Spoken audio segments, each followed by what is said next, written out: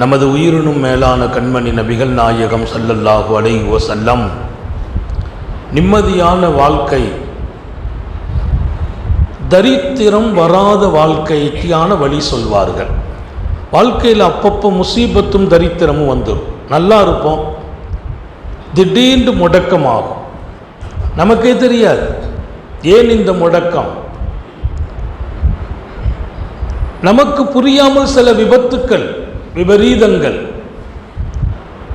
ரசூல் ஸல்லல்லாஹு அலைஹி வஸல்லம் பின்னால் வரக்கூடிய நிலைகளை யோசித்து வாழ்க்கைக்கு வழி சொல்வார்கள். நாளை நடப்பது எப்படி இருக்கும், அதிலிருந்து எப்படி பாதுகாப்பு பெறுவது, நாளை நடப்பதிலிருந்து பாதுகாப்பு பெறுவது, இன்றைக்கே நாம் சரியாகுவது. ஹாத்தமுன் நபியின் ஸல்லல்லாஹு அலைஹி வஸல்லம் நல்ல போயிட்டு இருக்கிற எத்தனையோ குடும்பம் திடீர்னு பிரேக் ஆயிருது. சிறப்பாக வாழ்ந்து கொண்டிருந்த பல பேர் வாழ்க்கையிலே உடைந்து போகிறார்கள். காலை வரைக்கும் சந்தோஷமாக இருந்த சூழ்நிலை ஒரு 10 நிமிஷத்தில் எல்லாமே தலைகீழாக மாறுகிறது. 10 நிமிஷத்தில் எல்லாம் தலைகீழாக.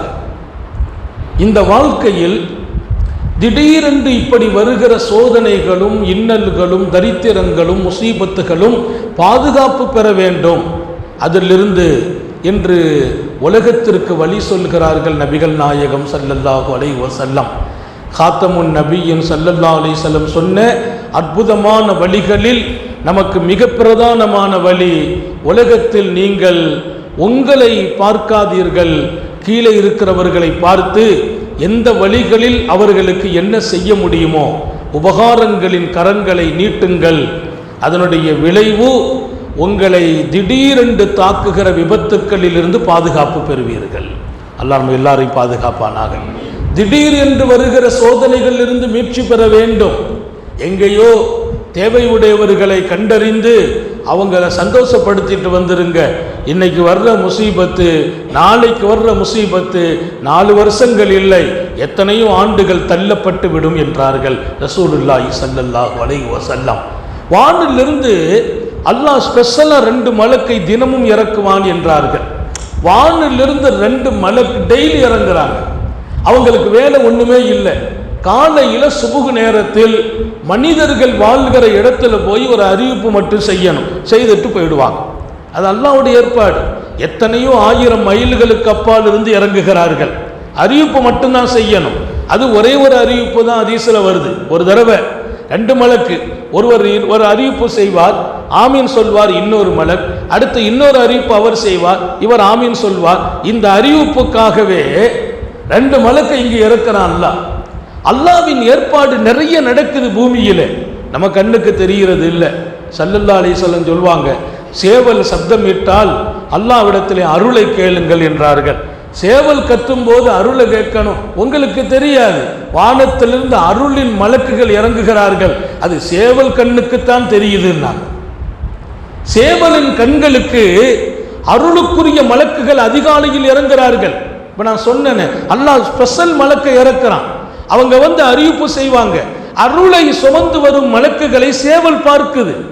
எனவே சேவல் சப்தம் கேட்டா அல்லாஹ்வே அருள் புரிந்து துவா செய்திருங்க, அல்லாஹ் நமக்கு தௌஃபீக் செய்வானாக. சேவல் சத்தம் கேட்கும்போது நம்ம தூங்கிட்டு இருப்போம். அது 5 மணிக்கெல்லாம் கூவும், 5:30 மணிக்கு கூவும். சில இடங்கள்ல, சில கிராமங்களில் சேவல் வாங்கி விட்டுருந்தாங்களாம் சாலிஹீங்கள். ஏன்னு கேட்டா மலக்க பார்க்கிற நசீப் உள்ளது, அது கூவுன்னா நாங்க துவா கேட்டுருவோம் நாங்களாம். சேவலே வாங்கி விட்டாங்க சில சாலிஹீங்கள் கிராமங்கள்ல. அங்கே சேவல்கள் அந்த மலக்குகளை பார்க்கும்ங்கிறாங்க நபிகள் நாயகம் ஸல்லல்லாஹு அலைஹி வஸல்லம். அந்த ஸ்பெஷல் மலக்கு வேலை என்ன? ஒருவர் இறங்கி சொல்வார், அல்லாஹும்ம ஆதி முன்ஃபிகன் ஹலஃபா. ஹதீஸை இமாம் புகாரி எழுதுகிறார், சஹீயான கிதாப். யா அல்லாஹ், இந்த மண் உலகில் வாழ்கிற மனிதர்கள் யார் நீ கொடுத்ததை அவர்களும் மற்றவர்களுக்கு கொடுக்கிறார்களோ, செலவு செய்வதில் விரிந்து நடக்கிறார்களோ, மனசுல தயக்கம் வரல, நாளை நிலைமை என்ன, நம்ம செலவு பண்ணா நம்ம கதி என்ன, நாளைய நிலை என்ன, அதையெல்லாம் யோசிக்கிறது இல்லை. நீ கொடுத்ததை செலவு செய்யறாங்க, அவர்களுக்கு நீ மீண்டும் மீண்டும் கொடுப்பாயாக. அல்லாஹ்வுடைய ஏற்பாடு. அவன் நமக்கு கொடுக்கிறதுக்கு யாரை வச்சும் கொடுக்க வேண்டியது இல்லை, யாரை காரணமாக்கியும் கொடுக்க வேண்டியது இல்லை, யாரும் துவா செய்தும் கொடுக்க வேண்டியது இல்லை. அவன் கையில இருக்குது, அவன் நினைச்சா கொடுக்கலாம். அவன் எல்லாவற்றுக்கும் ஒரு முறையை வைத்துக் கொண்டான் அல்லாஹ். நாம சரியா நடப்பதற்கு, நமக்கு ஒரு ஊக்கம் தருவதற்கு அந்த மலக்கு என்ன சொல்கிறார்? யா அல்லாஹ், நீ கொடுத்ததுதான், யாரு கையில இருந்தாலும் அல்லாஹ் கொடுத்ததுதான், நீ கொடுத்ததை செலவு செய்கிறார். அவர் வீட்டுக்கு செய்யட்டும், மனைவிக்கு செய்யட்டும், சமுதாயத்துக்கு செய்யட்டும், அவர் செலவு செய்கிற போதெல்லாம் மீண்டும் மீண்டும் நீ கொடுக்க வேண்டும். செலவு செய்துட்டேனே, கையில இல்லையே என்று அவர் சொல்லக்கூடாது. சுப்ஹானல்லாஹ், நான் செலவு செய்துட்டேனே இல்லையே. செலவு செய்தால் அவருக்கு ரெண்டாவது செலவு செய்யறதுக்கு நீ பணத்தை கொடுக்கணும் என்று அந்த மலக்கு துவா செய்கிறார். இன்னொரு மலக்கு ஆமீன் சொல்றார். அல்லாஹ் நமக்கு தௌஃபீக் செய்யட்டும், நிறைய செலவு செய்யற வாய்ப்பை தரட்டும். அல்லாஹ் செலவு செய்யறதுக்கு தயக்கம் காட்டக்கூடாது. வரவுக்கு மேல செலவா, அதெல்லாம் இந்த விவகாரத்துக்குள்ள நான் வரல. வரவா செலவா என்பதை தாண்டி நீங்கள் செய்யும் செலவுக்கு பகரத்தை கொடு என்று ஒரு மலக். அல்லாஹும்ம ஆத்தி முன்ஃபிகன் ஹலஃபா. இன்று யார், இது வருஷத்துல ஒருக்க உள்ள அறிவிப்பு இல்லை, மாதாந்திர அறிவிப்பு அல்ல, வாராந்திர அறிவிப்பு அல்ல, வாரம் ஒரு முறை செய்கிற அறிவிப்போ மாசம் ஒரு முறை செய்கிற அறிவிப்போ இல்லை. ரசூல் ஸல்லல்லாஹு அலைஹி வஸல்லம் தினமும் அந்த மலக்கு இறங்குவார், இறங்கி அறிவிக்கிறார், செலவு செய்கிறவர்களுக்கு மீண்டும் செலவு செய்வதற்கு நீ பணம் கொடுத்து கொண்டே இருப்பாயாக, வழியை திறந்து வை. அப்ப அந்த வழி இருக்குது மிக பிரதானமானது. நம்ம கொடுக்கும் போது அந்த கூட்டத்தில் சேர்ந்துடுறோம். அல்லாவே அனுப்பி வச்ச மலக்கு அவர், அவர் இஷ்டத்துக்கு அவர் துவா செய்யல, அல்லாஹ் செய்ய சொல்லி அனுப்புகிறான். இன்னொரு மலக்கு ஆமீன் சொல்லிடுவார். ஆமீன் சொல்லிட்டா கன்ஃபார்மா நமக்கு கிடைச்சிக்கிடும். அதனாலதான் பெருமானார் ஸல்லல்லாஹு அலைஹி வஸல்லம் அன்ஃபிக் யுன்ஃபகு அலை, பெருமானார் சொன்ன ஒரு ஹதீஸ், இதுவும் வரலாற்று ரசூலுடைய ஹதீஸின் பாகத்தில் வரும். நீ செலவு செய் மனிதனே, யா இப்னு ஆதம், பெருமானார் கூப்பிடுறாங்க, ஆதமின் மக்களே, மனிதர்களே செலவு செய்யுங்கள். ஏன் தெரியுமா? யுன்ஃபகு அலை, நீ எப்படியெல்லாம் செலவு செய்வாயோ அல்லாஹ்வின் புறத்திலிருந்து உனக்கு அந்த செலவை அவன் கொடுத்து கொண்டிருப்பான்.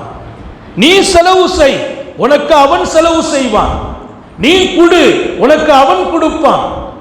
யார்? நபி பெருமானார் ஸல்லல்லாஹு அலைஹி வஸல்லம் இந்த சமூகத்தை நோக்கி சொல்கிறார்கள். குறிப்பிட்ட ஆட்களை கூப்பிட்டு இல்லை, இப்னு ஆதம், மனித உலகமே, ஆதமின் பிள்ளைகளே, நீங்கள் கொடுங்கள், நீங்கள் செலவு செய்யுங்கள், அவன் கொடுப்பான். சில பேர் பரீட்சை செய்து பார்த்துருக்கிறாங்க.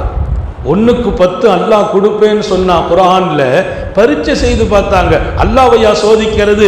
இல்ல, குடும்பத்தில் கற்றுக் கொடுக்கணும். அல்லாஹ் சொன்னா உண்டு, 10 கிடைக்கணும். 1 கொடுத்துட்டு 10 எதிர்பார்க்கிறாங்க.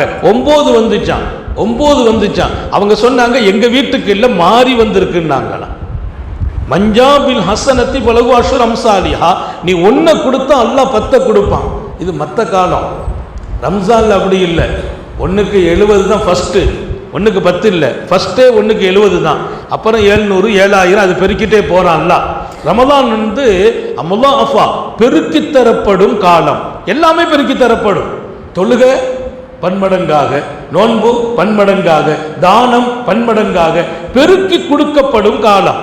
அல்லாஹ் இந்த மாதிரி ரமதான் அதிகமாக கிடைக்க தௌஃபீக் செய்வானாக. நம்ம வாழ்க்கை இது ஒரு பெரிய கிஃப்ட். இதே சிந்தனையில் வாழ்றவங்களுக்கு ரொம்ப மகிழ்ச்சியாக இருக்கும். நல்லா ரொம்ப ஷாபான்லேயே சந்தோஷப்பட்டுக்கிட்டே இருந்தோம், எப்போ ரமதான் வரும்.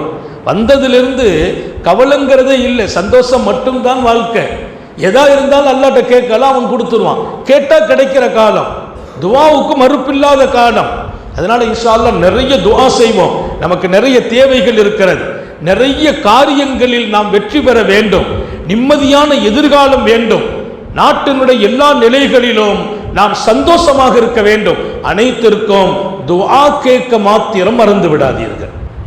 கேட்டா கொடுக்கிற காலம். சில நேரங்களில் குறிப்பிட்ட நேரத்தில் துஆ கேட்டா கிடைக்கும். ரம்ஜான்ல அப்படி இல்லை, எப்போ கேட்டாலும் கிடைக்கும். அல்லாஹ் உங்களுக்கும் எனக்கும் தௌஃபீக் செய்வானாக. ஹாத்தமுன் நபியின் ஸல்லல்லாஹு அலைஹி வஸல்லம், நீ கொடு, அல்லாஹ் உனக்கு கொடுப்பான். சொன்னது யாரை? எல்லா மனிதர்களையும் கூப்பிட்டு சொல்றாங்க. அப்ப இங்கே 1க்கு 10 அந்த பெரியார் சோதித்தாராம். ஒன்று கொடுத்துட்டு 10 எதிர்பார்க்கிறார். 9 வந்துச்சான். 9 எங்கேயோ இருந்து ரொட்டி வருது. 9 இருந்துச்சான். எண்ணி பார்த்துட்டு சொன்னாங்க, வீடு மாதிரி கொடந்துட்டப்பா, எங்கள் வீட்டுக்கு இல்லைன்னாங்களாம். எங்கள் வீட்டுக்கு இல்லை. என்ன கரெக்டாக சொல்கிறீங்க? ஆமாம், எனக்கு 10 வரணும். அவர் உடனே ஜோப்பில் இருந்து ஒன்று எடுத்து போட்டார். 10 தான் தந்தாங்க. நான் ஒன்றை பக்குவமாக எடுத்து வச்சு பார்த்துருந்தேன்னார். இல்லை, எனக்கு 10 தான் வரணும். ஏன்னா நான் கொடுத்துருக்கிறேன், அல்லாஹ் மேலே நம்பிக்கை இருக்குது. அவர்கள் இப்படி அல்லாஹ்வை சோதிக்கல, மக்களுக்கு காட்டுறாங்க. அவன் சொன்னது கரெக்ட். ஹாத்தமுன் நபியின் ஸல்லல்லாஹு அலைஹி வஸல்லம் பஹ்ரைன்ல இருந்து வந்துச்சு பணம். இதுவரைக்கும் வராத அளவுக்கு பெருமானாருடைய ஹயாத்தில் கூடுதல் தொகை வந்த ஒரு கட்டம் பஹ்ரைன்ல இருந்து பணம் வருது. ஈமானுக்கு உள்ள பணம். அந்த பணத்தை பூரா ரசூல் ஸல்லல்லாஹு அலைஹி வஸல்லம் வந்தபோது சஹாபாக்கள்கிட்ட ஒரு பெரிய எதிர்பார்ப்பு இருந்துச்சு. இமாம் புகாரி ரஹ்மத்துல்லாஹி அலைஹி அந்த ஹதீஸை பதிவு செய்கிறாங்க. அன்னைக்கு சுபூ தொழுகையில் தான் அந்த பணம் வருதுன்னு கொண்டு போனவங்க பெருமானாருடைய தூதர்கள் வர்றாங்கன்னு செய்தி. அந்த செய்தி கேட்டு பள்ளி வாசல் ஃபுல்ங்கிறாங்க. பள்ளி ஃபுல். யாருமே அன்னைக்கு ஆஜராகாமல் இல்லை. நபி அவர்களே ஆச்சரியப்பட்டுட்டாங்க. அஸ்ஸலாமு அலைக்கும் வரஹ்மத்துல்லாஹ் சலாம் கொடுத்துட்டு பார்த்தா கம்ப்ளீட்டாக ஃபுல்லாக இருக்குது. நபி சிரிச்சிட்டாங்க. இவ்வளவு கிரௌடு பள்ளிவாசல் ஆகிட்ட சிரிச்சாங்க ஸல்லல்லாஹு அலைஹி வஸல்லம். ஏன்னா அன்னைக்கு யாரும் மிஸ் ஆகலை. இங்கே நான் சொல்வது நபித்தோழர்கள், புனிதமான மனிதர்கள். அப்போ அவங்க காலத்திலையும் இப்படியெல்லாம் இருந்துச்சா? இல்லை, ஃபுல். பெருமானார் கேட்டாங்களாம், நான் நினைக்கிறேன் உங்கள் காதிற்கு செய்தி வந்திருக்குமோ, இன்றைக்கு பஹ்ரைன்ல இருந்து பணம் வருதுங்கிற செய்தி வந்துச்சான்னு கேட்டாங்க. சஹாபாக்கள்கிட்ட ஒளிவு முறைவுலாம் இல்லை. ஆமா நாயகமே, சுபுவுக்கு வந்துடும் கேள்விப்பட்டோம், வந்துட்டோம்னாங்க. வரும் கேள்விப்பட்டோம், வந்துட்டோம். யாரு? பள்ளிவாசலுக்கு வராத ஆட்கள் இல்லை, வருவாங்க. உடல்நல குறைவு, அனுமதிக்கப்பட்டிருக்காங்க. அவங்க எல்லாருமே பள்ளிக்கு வந்துட்டாங்க. பெருமானார் கொஞ்சமும் அவங்களை சங்கடப்படுத்தல. நீங்கள் எதிர்பார்த்தது கிடைக்கும், கவலைப்படாதீர்கள், நீங்கள் எதை நாடினீர்களோ அதை நாம் கொடுப்போம் என்று சொல்லி வந்த பணத்தை பூரா கீழே விரிச்சு போட்டு யார் யாருக்கு என்ன தேவையோ கொடுத்தாங்கன்னா இந்த ஹதீஸை இமாம் புகாரி எழுதுவார், இதுவரையிலும் இவ்வளவு பணம் வந்ததில்லை. அது ஒரு ஃபண்ட் வைக்கல, எல்லாத்துக்கும் கொடுக்கறாங்க. சில பேர் கூடுதல் கேட்டாங்க, கொடுத்துட்டாங்க. யாரு கேட்டாலும் அதுல சில பேர் சொன்னாங்க, நாங்க போகாம இருக்கலாம், பெருமானார் வந்து பாதுகாத்துலாம் வச்சுக்க மாட்டாங்க, யாரு போனாங்களோ யாரு கேட்டாங்களோ கொடுத்து முடிச்சிருவாங்க. அப்படி கொடுத்து முடித்து பாய தட்டுறாங்க, எல்லாத்தையும் கொடுத்தாச்சுன்னு. அப்போ ஒருத்தர் வந்து கேட்டார், நாயகமே எனக்கு அப்படின்னு கேட்கிறார். ஒண்ணுமே இல்லை, நபி ஜேப்புலையும் இல்லை, ஒரு காசு எடுத்து தான் வச்சுக்கிடல, எல்லாத்தையும் கொடுத்தாச்சு. அவர் கேட்கிறார். பெருமானார் பார்க்கறாங்க, வாங்கினவங்க எல்லாம் போயிட்டாங்க, கையில ஒண்ணுமே இல்லை. ஒரு சில சாபாக்கள் நிக்கிறாங்க. உடனே சொன்னாங்களா, நீங்க நேரா போங்க, என் தோழர் அலியை பாருங்க, நான் சொன்னதா சொல்லி அவங்ககிட்ட வாங்கிங்க, எனக்கு பின்னால வந்தா நான் அலிக்கு கொடுத்துக்கிறேன். அலியை பார்த்து வாங்கிங்க, நான் எனக்கு வரும்போது அலிக்கு கொடுத்துக்கிறேன். கையில் இல்லை, வந்த பணம் காலி. கொடுக்க வேண்டும் என்ற மனம் இருக்குமையானால் மனிதனை விட உலகத்தில் சிறந்தவன் யாரும் இல்லை. கொடுக்கும் மனம் இருந்தால் நம்மை விட சிறந்தவர்கள் யாரும் இல்லை. காரணம் என்ன தெரியுமா? லட்சோப லட்ச இதயத்தின் நல்ல துஆ நம்மை வாழ வைக்கும். இன்னொரு பக்கம் தரித்திரம் நமக்கு வராது, முசீபத்துகள் வராது, கெட்ட முடிவுகள் வராது. திடீர் என்று குடும்பத்தில் வருகிற பயங்கரமான நிகழ்வுகள் ஏற்படாது. சொன்னார்கள் நபிகள் நாயகம் ஸல்லல்லாஹு அலைஹி வஸல்லம். எவ்வளவு உதாரணத்தை காட்டுகிறார்கள். எல்லாத்தையும் கொடுத்து முடித்த பின்னால் கையில் கூட இல்லை, வந்த பணம் காலி. அலியை பார்த்து வாங்கி கொள்ளுங்கள், நான் வந்தால் அலி அவர்களுக்கு கொடுத்து விடுகிறேன் என்றார்கள். அவர் மகிழ்ச்சியில் ஓடி போகிறார் அலி அவர்களை சந்திப்பதற்கு. சங்கை மிக்கவர்களே, நபிகள் நாயகம் ஸல்லல்லாஹு அலைஹி வஸல்லம் அல்லாஹ் யார் என்று சொல்கிறார்கள். இன்னல்லாஹ ஜவ்வாது யுஹிப்புல் ஜூத். அல்லாஹ், அவனுக்கு ஒரு பேர் இருக்குது பாருங்களாம். அல்லாஹ்வுக்குன்னு ஒரு பேர், எத்தனையோ பேர் இருக்குது அல்லாஹ்வுக்கு. இப்படி ஒரு பேர் உண்டு, ஜவ்வாத். அவன் கொடை வல்லன் அப்படின்னு ஒரு பேர் அல்லாஹ்வுக்கு இருக்குது. அல்லாஹ்ட்ட ஒரு சிபத்து என்னன்னா, அவன்கிட்ட இருக்கிற அந்த தன்மை மனிதர்கள்ட்ட இருந்தால் அந்த மனிதர்களை அல்லாஹ் நேசிக்கிறான்.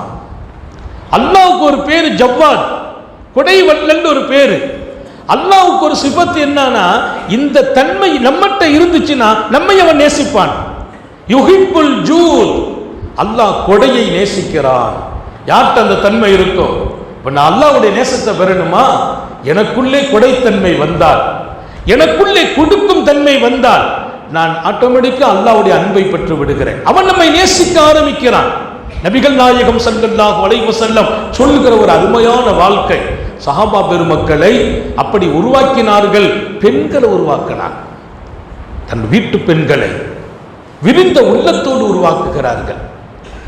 எந்த இடத்திலையும் மனதில் கொஞ்சமும் சந்தேகம் வந்துடக்கூடாது. இன்னைக்கெல்லாம் சந்தேகம் பல பேரை காசுல கை வைக்க விடுறது இல்லை, பீரோ துறக்க விடுறது இல்லை, ஜேப்புல கை போக விடுறது இல்லை. சந்தேகம் எடுத்து கொடுத்துட்டா நமக்கு இது ஆபத்தான எண்ணம். நீங்கள் கொஞ்சம் கவனிக்கணும். சில பேருக்கு இந்த மாதிரி சப்ஜெக்டை பேசினாலே அசத்துக்கு சரி வரும் அப்படிங்கிற மாதிரி ஆகி போயிடுது. இல்லை, உண்மையை புரியுங்கள். உத்தம நபிகளால் வழிகாட்டப்படுகிறோம். முசீபத் இல்லாத வாழ்க்கை என்கிறார்கள் பெருமானார், நெருக்கடி இல்லாத வாழ்க்கை என்கிறார்கள் நபிகள் நாயகம். இதை விட ஆச்சரியம், கெட்ட மௌத்து வராது என்றார்கள் ஸல்லல்லாஹு அலைஹி வஸல்லம். கெட்ட மௌத்து வராது. அல்லாஹ் நம்ம எல்லாரையும் பாதுகாப்பானாங்க. ரொம்ப ஆபத்தான காலம். எப்போ என்ன நடக்குன்னு தெரியல, எந்த நேரத்தில் என்ன ஏற்படும் தெரியல. வீட்டில் நல்லா இருக்கிறோம், திடீர்னு ஒரு செய்தி எல்லாத்தையுமே அதிர்ச்சியில் ஆளாக்கி விடுகிறது. இதிலிருந்தெல்லாம் பாதுகாப்பு பெறுவதற்கு முஹம்மது ரசூலுல்லாஹி ஸல்லல்லாஹு அலைஹி வஸல்லம், நீங்கள் கொடுக்கும் மனிதர்களாக மாறுங்கள். நீங்கள் கொடுக்கிற போதெல்லாம் அல்லாஹ்வினால் நேசிக்கப்படுகிறீர்கள். அதை தாண்டி உங்கள் வாழ்க்கையில் எந்த வகையான இடர்கள் வராது என்கிறார்கள் நபிகள் நாயகம் ஸல்லல்லாஹு அலைஹி வஸல்லம். சங்கை மிக்கவர்களே, ஹதீஸ்ல சஹாபாக்களுடைய வாழ்க்கையை ரசூல் ஸல்லல்லாஹு அலைஹி வஸல்லம் தர்பியத்தை செய்கிறார்கள் என்பதை தாண்டி நான் சொன்னேன், பெண்கள், இந்த பொம்பளைங்களை பொறுத்தவரையில் அவங்கள்ட்ட கொஞ்சம் அந்த எண்ணங்களை போட்டுட்டு வைங்களேன், விசேஷமாயிடும். பெருமானார் ஒரு துவா கேட்டாங்க, ரப்பே, பணம் காசு இதெல்லாம் எனக்கு வர்றது அல்ஹம்துலில்லாஹ், ஆனால் இப்படி சில காசுகளை நான் சொல்கிறேன் வர வேண்டாம்னா, இப்படி சில பணம் எனக்கு வரக்கூடாது. வரணுங்கிறது எல்லாரும் கேட்கிற துவா. காசு வேணும் எல்லாரும் கேட்கிறோம், பணம் வேணும் கேட்கிறோம். ரசூல் வேண்டாம் கேட்டாங்க. எந்த பணம்? இப்படி ஒரு வகையான பணம். மின் மாலின் வஅஊது பிக்க மின் மாலின், நான் உன்னிடத்தில் காசு பணம் வருவதிலிருந்து பாதுகாப்பு தேடுகிறேன். எந்த மாதிரி காசு பணம்?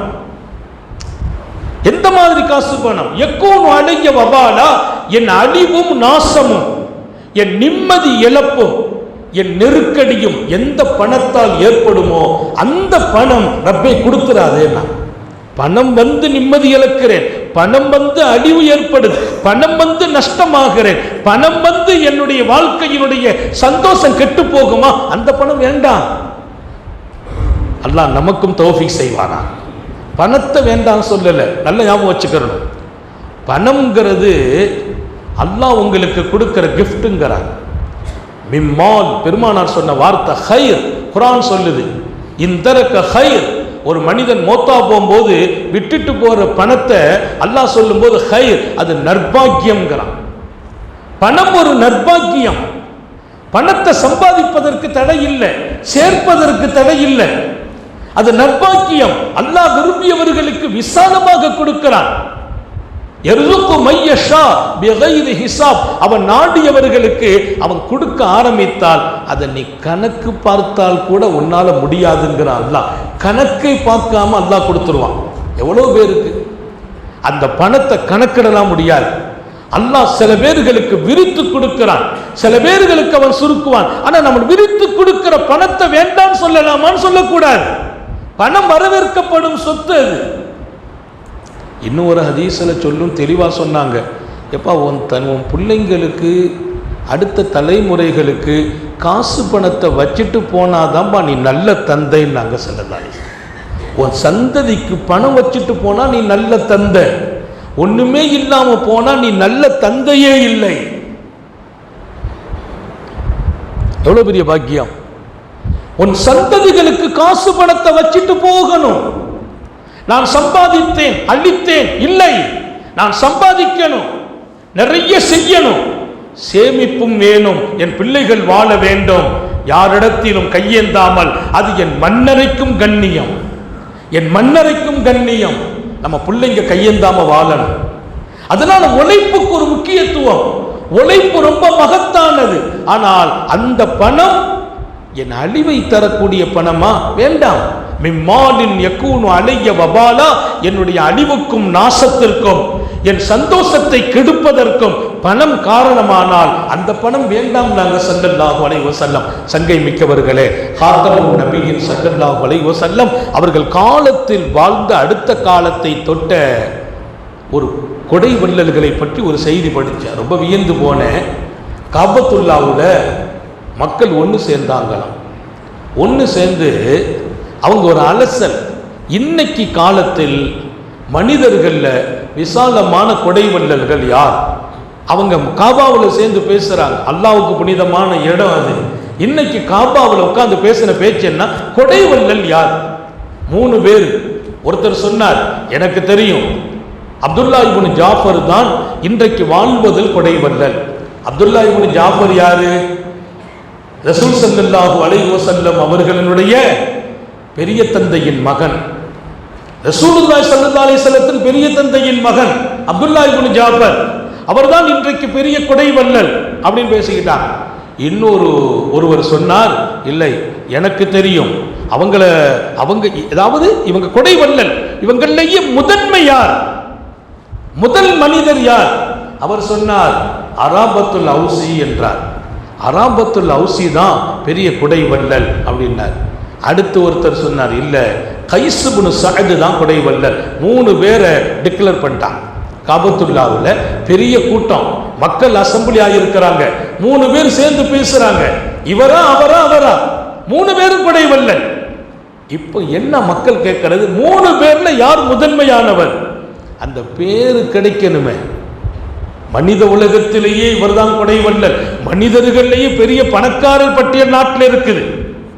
முதல் பணக்காரர் யார், 2வது பணக்காரர் யார், 3வது பணக்காரர் யார், நாட்டில் அந்த பட்டியல் இருக்குது. முதல் கொடை வள்ளல் யார், 2வது கொடை வள்ளல் யார், அந்த பட்டியலை பார்க்க முடியாது. எங்கட பணம் இருக்குதுங்கிறது முக்கியம் இல்லை, மனம் இருக்குதா? கொடை வள்ளல் ஆகணும்னா மனம் இருக்கணும். அல்லாஹ் மனம் கூடிய பணத்தை நசீபாக்கி தருவானாங்க. ஸல்லல்லாஹு அலைஹி வஸல்லம் ஒரு கட்டத்தில் சொன்னாங்களாம், பணம் நல்ல மனிதனுக்கு அந்த பணமும் நல்லதாகி விட்டதுன்னா, நிஅமல் மாலு சாலிஹ் லிர்ரஜுலி சாலிஹ், பணம் நல்ல மனிதனுக்கு நல்லதாச்சு. ஆனா ஒரு நிபந்தனை, அந்த பணமும் நல்ல பணமா இருக்கணும்னா, பணம் நல்ல பணமா இருக்கணும், வந்த வழி நல்லதா இருக்கணும், அனுபவிக்கிற மனிதனும் நல்ல மனிதனா இருக்கணும். இன்னைக்கு தப்பானவங்க கையில போய் பணம் சிக்கிக்கிட்டுன்னா அதை கொண்டு அவர் பிரயோஜனம் அடைகிறாரோ இல்லையோ, சமுதாயத்துக்கு பிரயோஜனம் இல்லை.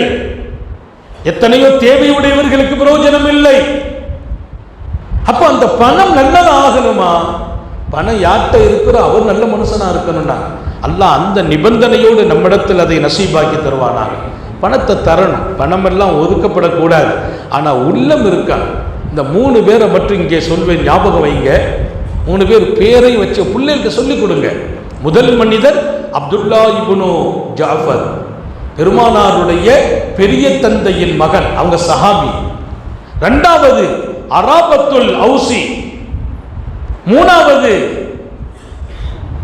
கைஸ் இப்னு சஅத் ரலியல்லாஹு அன்ஹு.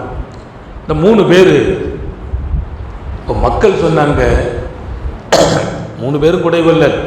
இதுல முதல் தரம் யாரு? முடிவே வரல, சத்தம் கூடுது. அவர் இவர் கடைசியா எல்லாரும் ஒரு முடிவு எடுத்தாங்க. இப்போ நீங்க 3 பேரும் உங்க ஆள்கிட்ட போயிடுங்க. அப்துல்லா இப்னு ஜாஃபர்ல நீங்க அவர்கிட்ட போங்க, போய் கேளுங்க அவர் எப்படி நடக்கிறார். இன்னொருத்தர் அராபாட்ட போங்க, அவர் எப்படி நடக்கிறார். கைஸுக்கு போங்க, அவர் எப்படி நடக்கிறார். நீங்க 3 பேரும் நேரடியா போயிடுங்க. போய் அவங்கள்ட்ட போய் அவங்களுடைய கொடைத்தன்மையை பரீட்சை செய்துட்டு வாங்க, டிக்ளேர் பண்ணிடுவோம். காபாவில் 3 பேரையும் அனுப்பிட்டாங்க. 3 பேர் வர்றாங்க. முதல்ல அவர் போகிறார், அப்துல்லா இப்னு ஜாஃபரை. அவர் பெரிய மனிதர், வசதியானவர். யாரு போறவர்? அவர் நேரா அப்துல்லா இப்னு ஜாஃபர்ட்ட வந்தார்.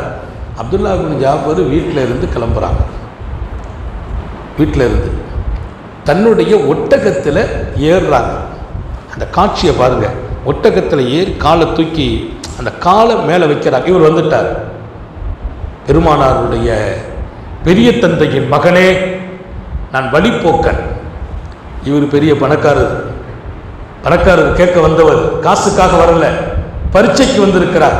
காபாவில் கூடி உட்கார்ந்து இருக்கிறாங்க.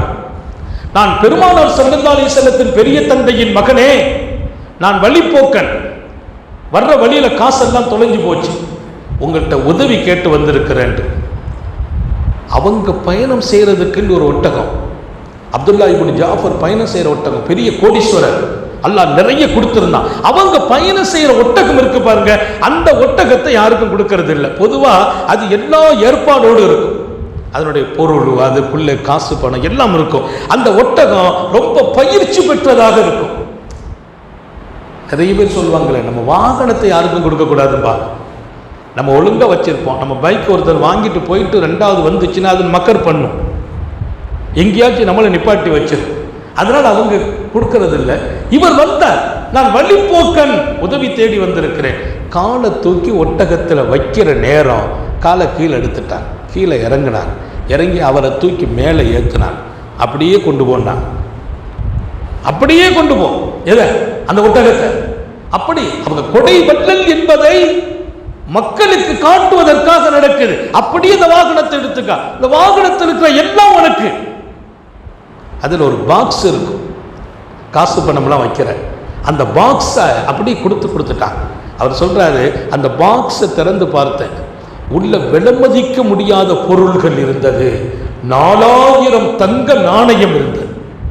4000 தங்க நாணயம், விலை மதிக்க முடியாத பொருள்கள் அந்த பாக்ஸில் இருந்துச்சு. எல்லாமே உனக்குன்னாங்க. அந்த வாகனத்தை அவர் வாங்கிட்டு வந்துட்டார். அடுத்து அவர் போறார், அராபத்துல் அவுசி அவரை போய் பார்க்க போறார்.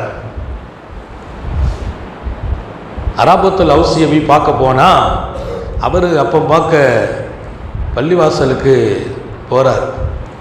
பள்ளிவாசலுக்கு போறாருன்னா அவருக்கு 2 கண்ணும் தெரியாது, 2 கண்ணும் தெரியாது. 2 அடிமைகளை கூப்பிட்டு போறார். இந்த பக்கம் ஒரு அடிமை, இந்த பக்கம் ஒரு அடிமை. அந்த அடிமைகள் 2 பேரும் அவரை கூப்பிட்டு போறாங்க. இந்த 2 அடிமை இல்லைன்னா இவர் போக முடியாது, எங்கேயாவது கீழே விழுந்துருவார். அந்த அடிமைகளை கூப்பிட்டு போகும்போது இவர் வந்தார் வழியில. அராபா, வழிப்போக்கன், உதவி தேடி வந்திருக்கிறேன். வழிப்போக்கன், உதவி தேடி வந்திருக்கிறேன். அவங்க சொன்னாங்களா? சுபஹானல்லாஹ். அவர் சத்தம் போட்டது பாருங்க, சுபஹானல்லாஹ். இந்த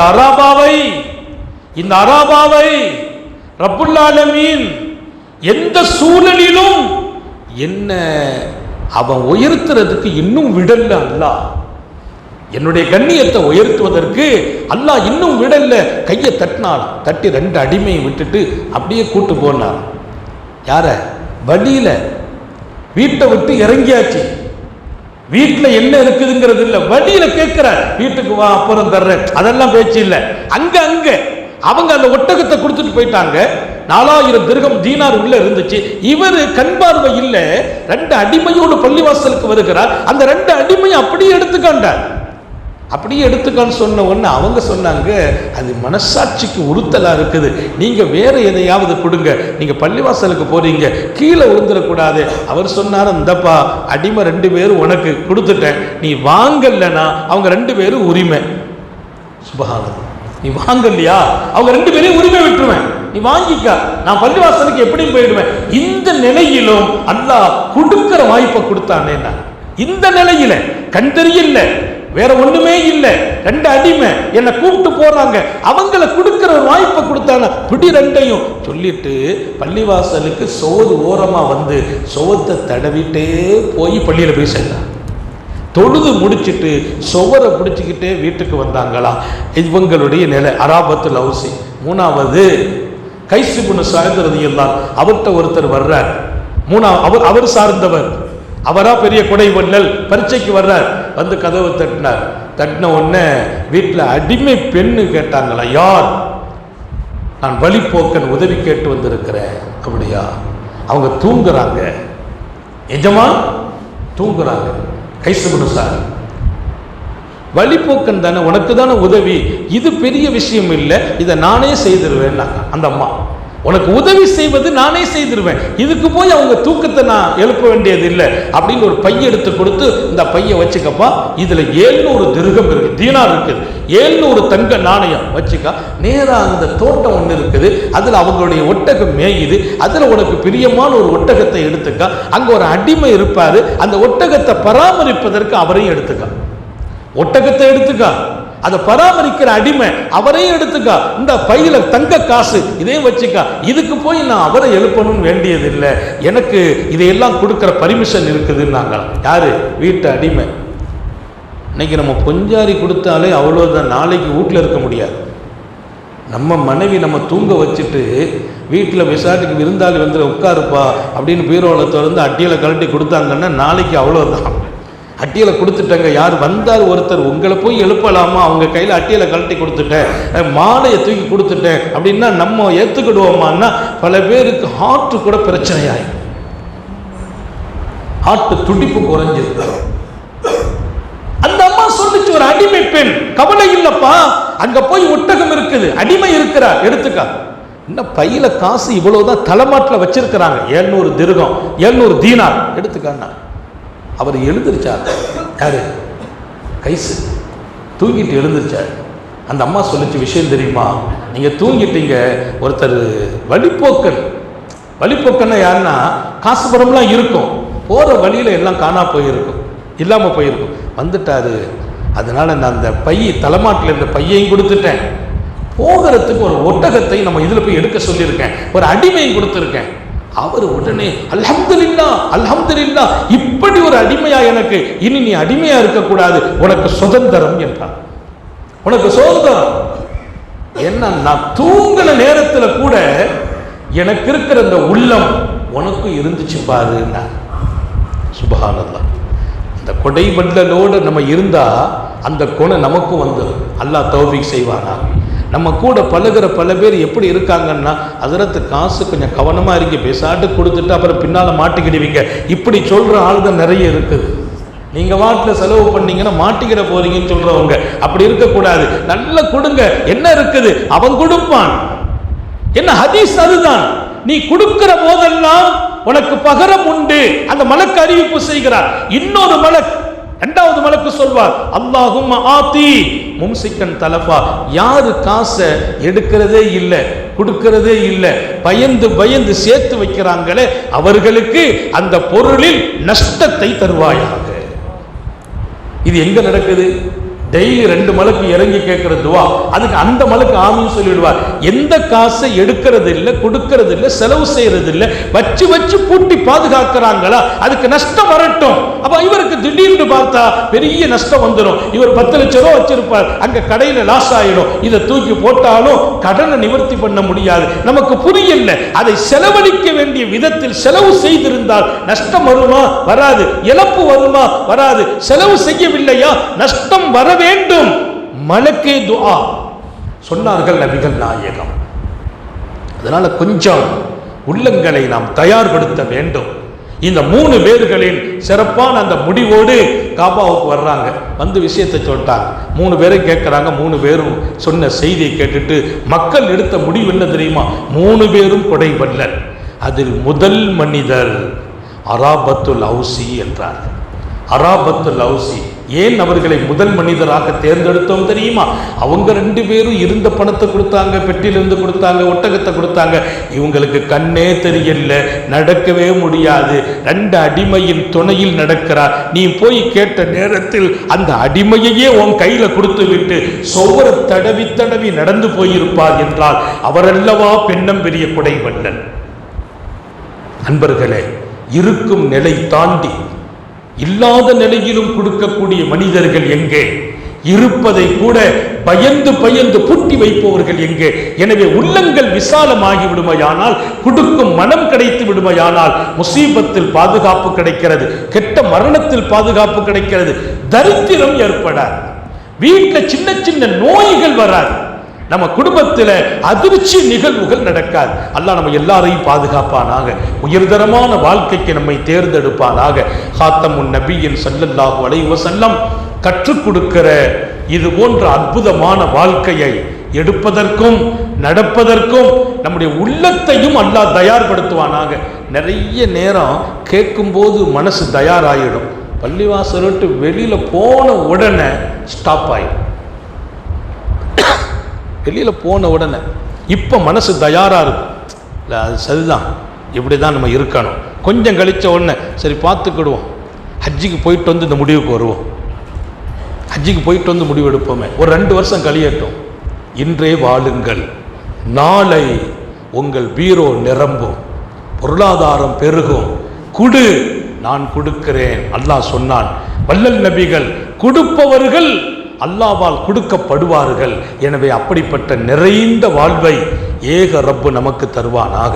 சோதனைகளிலிருந்து பாதுகாப்பானாக, கெட்ட முடிவுகளிலிருந்து பாதுகாப்பானாக.